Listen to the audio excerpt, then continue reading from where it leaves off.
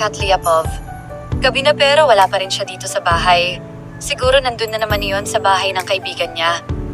Umiinom kasama ang iba't ibang babae. Hindi ko alam kung bakit sobra-sobra na lang ang galit niya sa akin. Kahit wala naman akong ginagawang masama dito. Halos araw-araw na lang nga akong nasa bahay. Pinagbabawalan niya kasi akong lumabas para makipagkita sa mga kaibigan ko. Kaya hinayaan ko na lang dahil sinasaktan niya kasi ako kapag nagpumilit pa ako. Kahit nang magpunta sa mall na kasama si Manang ay hindi din pwede. Siguro isang beses lang ako nagpunta ng mall na kasama si Manang para bumili ng groceries namin dito sa bahay. Pero nasa loob lang ako ng sasakyan nun. Tapos si Manang na ang pumapasok sa loob ng mall para bilhin yung mga groceries na kailangan namin. Di naman ganito si Max dati. Ewan ko ba kung bakit bigla na lang siyang nagbago.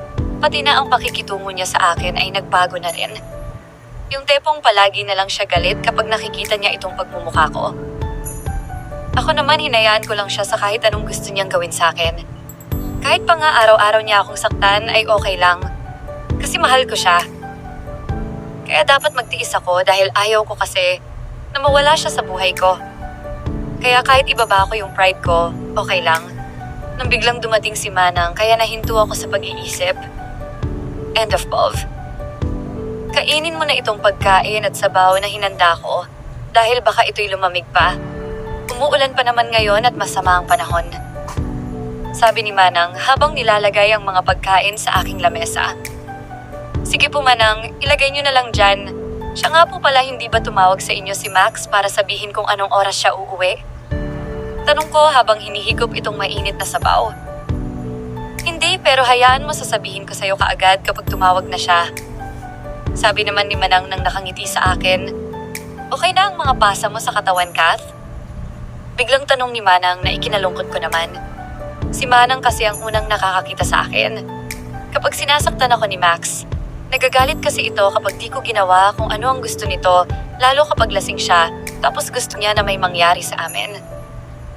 Okay na po Manang, sabi ko. Siya nga po pala, kumain na po ba kayo? Tanong ko kay Manang, mamaya na ako kakain pagkatapos mong kumain, Kath?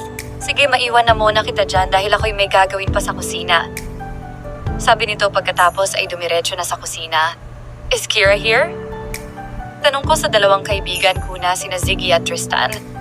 No, she's not yet here bro. Narinig kong sabi sa akin ng kaibigan kong si Tristan.